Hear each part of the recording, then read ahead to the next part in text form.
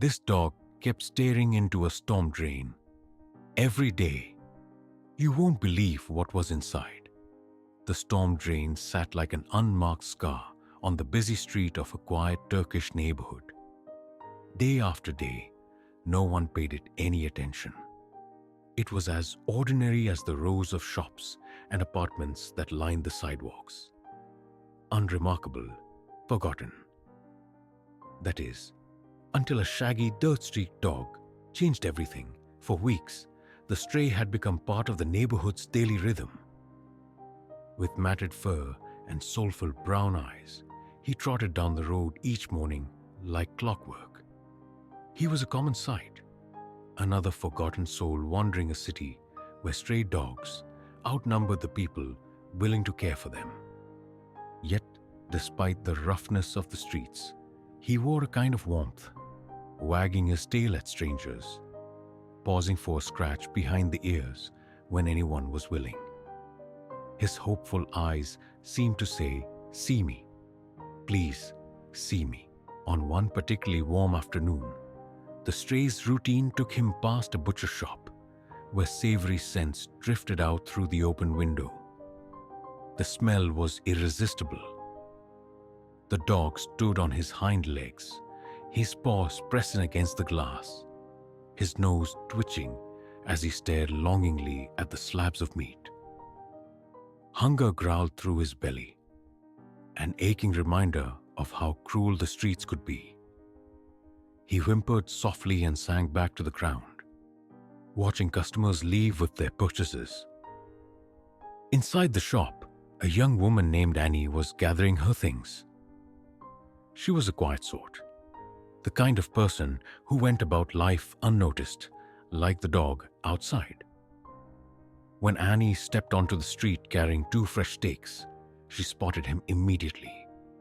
He was staring at her, his head tilted ever so slightly, his ears perked. The sadness in his eyes was disarming, and she felt her heart constrict in her chest. Annie hesitated. She didn't have much herself, just a modest apartment and a job that paid enough to get by. But as the dog let out a faint whimper and looked away, she felt something shift inside her. She glanced down at the expensive steaks in her bag and then back at him. Turning on her heel, she marched back into the butcher shop. Moments later, she emerged again, holding a bag of bones and meat scraps. "Here, boy," she said softly, crouching on the sidewalk and holding a bone out to him. Her voice was gentle, careful not to frighten him. The dog, cautious but curious, took a step forward. His ribs pressed against his skin, his body a testament to too many days spent without food. He paused, studying her face. There was no malice in her, only kindness. Finally, he crept closer, snatched the bone in his teeth, and wagged his tail. "Good boy," Annie whispered, smiling. But just as she expected him to devour the meal right there, he did something strange. He turned and trotted away, the bone clenched carefully in his mouth.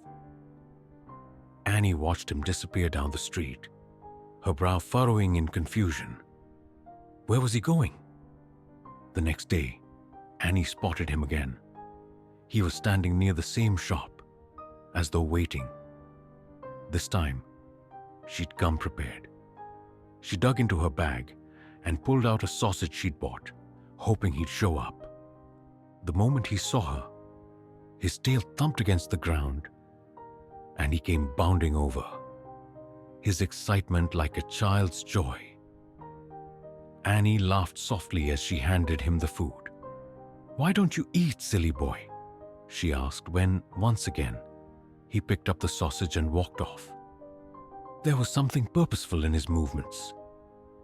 He didn't meander or stop to beg from other people. It was as if he had somewhere to be. Curiosity tugged at Annie, but life called her elsewhere. As she left, she glanced back one last time, watching him disappear into the distance, her heart heavy with questions. By the third day, Annie knew something was unusual. She found him waiting in the same spot, this time sitting with an almost expectant patience, as though she had become part of his routine. Annie smiled and crouched down, holding out the treats she'd brought for him. "Here you go," she murmured, petting him softly. "I don't know who you are, but you're a sweet boy, aren't you?" The dog wagged his tail, accepting the food as always. But this time, when he turned to leave, Annie followed. It wasn't hard to keep up. The dog moved quickly, weaving between people and traffic, his determination unwavering. Annie's curiosity grew with each step until, finally, she watched him cross the street and stop. The dog sat down next to a storm drain, his tail stilling as he peered into the darkness below. Annie froze, bewildered. "What is it?" she murmured, watching as he carefully dropped half of the treat she'd given him into the drain. The piece of meat disappeared through the grate, and the dog tilted his head, listening, waiting.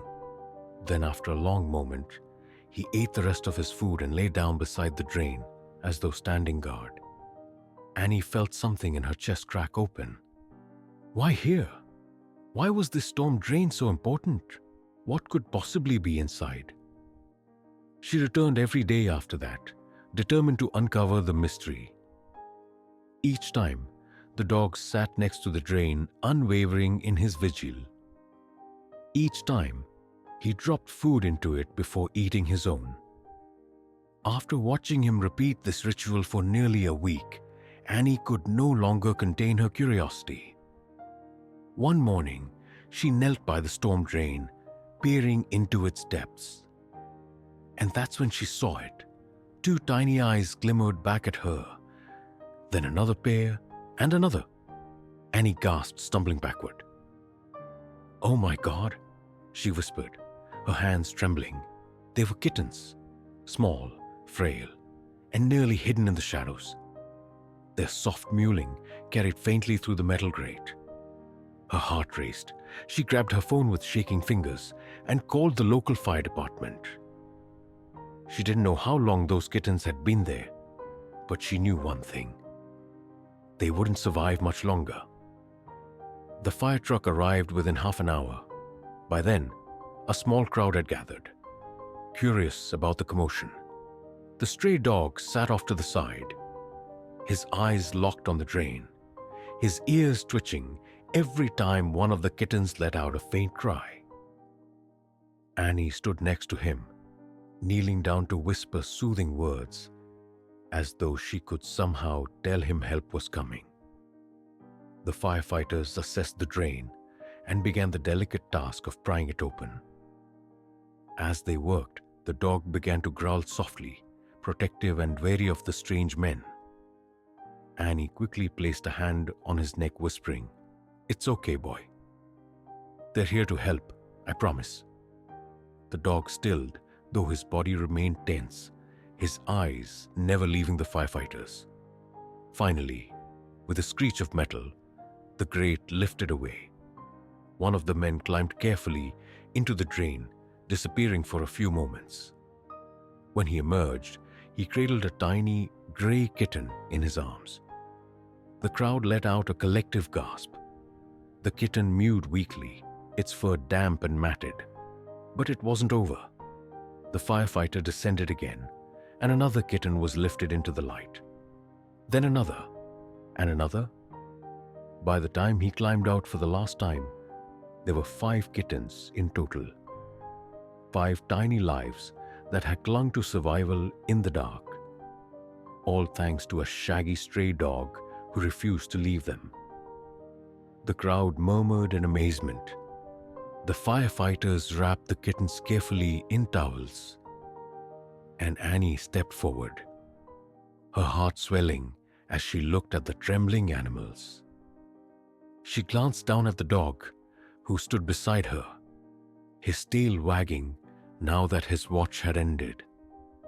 "You've been feeding them, haven't you?" she whispered, tears filling her eyes. "That's why you wouldn't eat." you've been sharing your food. The realization was almost too much. A stray dog, with nothing of his own, had given what little he had to keep these helpless kittens alive. Annie's voice caught in her throat as she looked back at the firemen. "I'll take them," she said suddenly. "Please, I'll look after them." Annie brought the kittens home that night. She set them up in a warm box with blankets, feeding them carefully with a syringe. The dog, whom she began calling Benny, sat nearby, watching her with quiet curiosity. She glanced at him as he lay his head on his paws, his brown eyes still carrying that same soulful expression. "You're a hero, you know that?" she murmured, scratching his ear. Benny wagged his tail, his gaze never leaving the kittens. They were safe now, and so was he. Over the following weeks, Annie nursed the kittens back to health. 4 of them found loving homes when they were strong enough to leave, but one, a little gray fluff ball she named Fudge, stayed with her and Benny. Benny, of course, had nowhere to go, and the thought of him returning to the streets broke Annie's heart. She'd fallen in love with his gentle soul, his loyalty, and his selflessness. So, on a quiet afternoon, as the sun streamed through her living room window, she crouched down next to him and said softly, "You're home now, Benny, for good." As though he understood, Benny pressed his nose against her hand and wagged his tail. He had finally found his place in the world, a family of his own filled with love, warmth, and safety. Years later, Benny and Fudge lay curled up together on the same couch they'd claimed as their throne. Annie watched them from her chair, a smile tugging at her lips. The dog that had once been invisible to the world had changed her life and saved 5 others through nothing more than the quiet kindness of his actions. She often wondered how Benny had known to look after those kittens, or why he'd chosen to sacrifice his food for them. Perhaps animals understood more than humans ever gave them credit for. Perhaps love, in its simplest form, had guided him. And as she reached down to ruffle his fur, Benny looked up at her with the same eyes he'd had the first day she'd met him. Hopeful, grateful, and full of love. The kind of love that made even the darkest storm drains seem full of light.